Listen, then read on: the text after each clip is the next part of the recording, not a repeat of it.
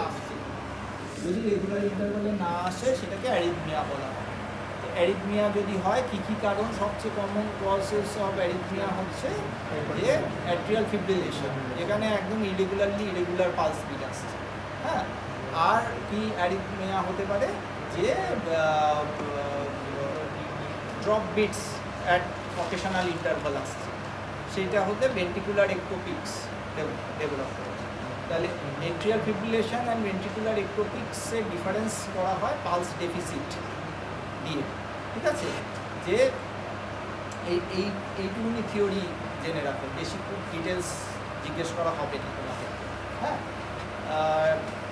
Atrial fibrillation, হ্যাঁ, causes of atrial fibrillation জিজ্ঞেস করা হতে পারে, মানে প্রশ্ন যদি আসলে, মানে যদি বলতে পারো ওটার উত্তর, তখন এট্রিয়াল ফিব্রিলেশন সিস্টেমিক কজে পাওয়া যায়, থাইরোটক্সিকোসিস আজকে আলোচনা হলে তাতে পাওয়া যায় atrial fibrillation.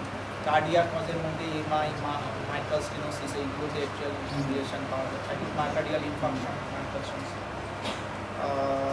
Rate, rhythm, volume base assess করা হয় ক্যারোটিড আর্টারি, ক্যারোটিড পালসে। ক্যারোটিড আর্টারি লোকালাইজ কী করে করা হয়? প্রথমে ওই চিপে ক্যারোটিডটাকে প্রমিনেন্ট করা হবে, anterior border of carotid and the thyroid কার্টিলেজের আপার মার্জিন, এই যে অ্যাডামস অ্যাপল, সেই ধরে থাইরয়েড কার্টিলেজের margin and anterior border of the sternomastoid, এদের ইন্টারসেকশনে দেওয়া হয়। দুটো সাইমালটেনিয়াসলি কখনো দেখতে নেই, একদিকে ধরে ভলিউম দেখা হয়।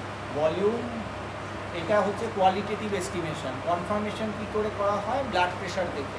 ব্লাড প্রেশারের সিস্টোলিক আর ডায়াস্টোলিকের ডিফারেন্সকে পালস প্রেশার বলা হয়। নর্মাল পালস প্রেশার যদি 120/80 বিপি হয়, নর্মাল পালস প্রেশার হচ্ছে 40, তাহলে সেটা হচ্ছে নর্মাল ভলিউম। 30-এর নিচে ভলিউম হলে সেটা লো ভলিউম, 40-এর বেশি ভলিউম হলে সেটা high volume.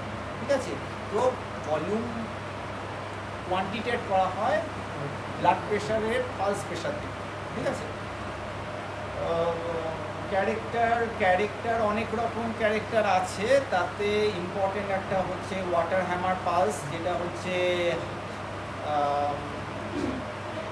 Sudden আপস্ট্রোক, ইনসাস্টেন, sudden downstroke. এটা হাই ভলিউম পালস, যাতে সাডেন আপস্ট্রোক, ইনসাস্টেন, সাডেন ডাউনস্ট্রোক হয়। দেখাতে দেওয়ার দরকার নেই। Character condition of the arterial ওয়ালের প্রসেসটা হচ্ছে 3টে ফিঙ্গার লাগে, সেখানে প্রথমে আমরা দুটো হাত ইউজ করেও করতে পারি, একটা হাতেও করতে পারি।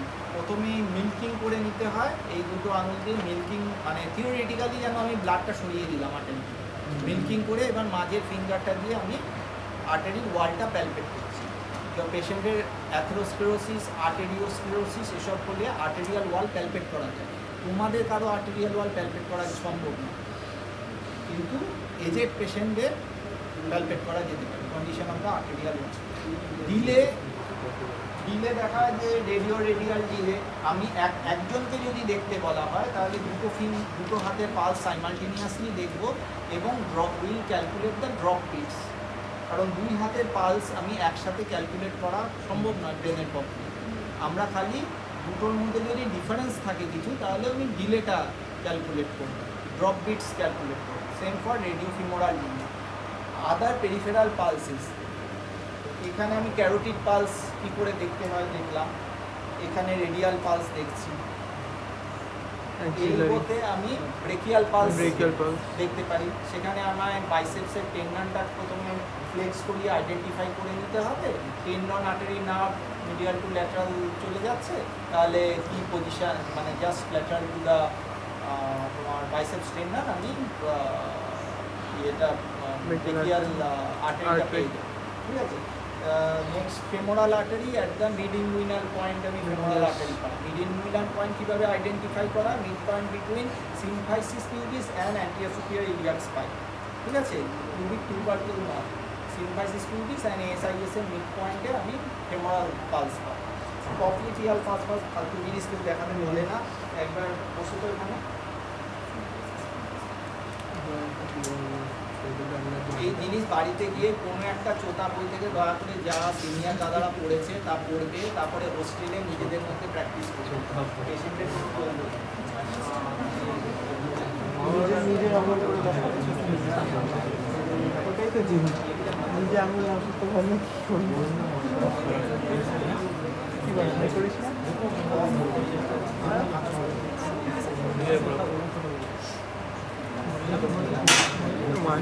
পাটা এক্সপোজ করে নেবে, আমরা এক্সপোজ করবে এই অবস্থাতে এখানে হাত দিয়ে এইভাবে ইনসাইনুয়েট করলে against the tip of the fingers আমরা পপ্লিটিয়াল পালস পাবো।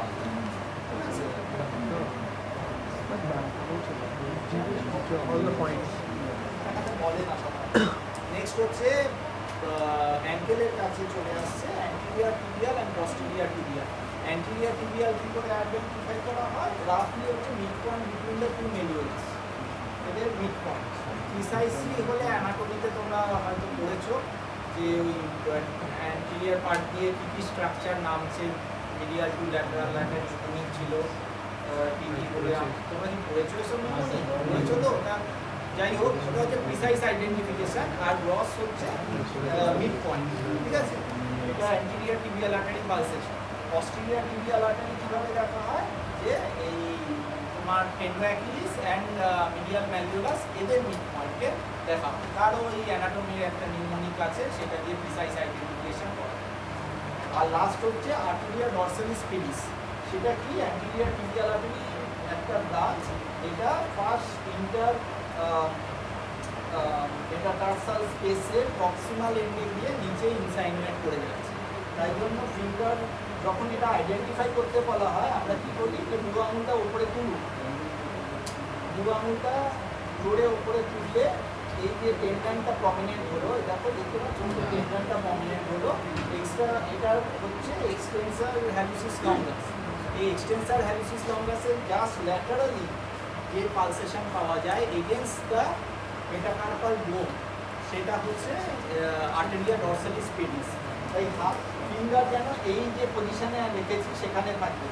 ভুল কখন হয়? আমরা এই দুটো মেটাডরসাল বোনের মাঝখানে যখন ফিঙ্গার রাখবো তখন জিরো পেয়ে যাবে, কারণ আর্টারিটা এখানে নেই, আর্টারিটা এখানে এসে নিচে ঢুকে গেছে।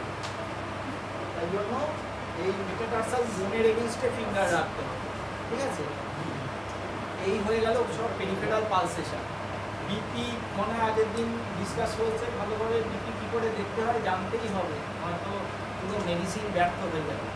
একটা জিনিস যদি জানতে হয় তাহলে বিপি দেখা যাবে, মানে আলটিমেটলি সুগার ঠিক আছে কিনা আইডেন্টিফাই করা, আর বিপি দেখতে জানা, আর কোয়াগুলোপ্যাথি কিছু আছে কিনা, এই তিনটে জিনিস তোমার মেডিকেল নলেজ ভবিষ্যতে কাজে লাগবে, বাকি সব হাওয়া হয়ে যাবে। বিপি দেখানো হয়েছে, বিপি এনেছো?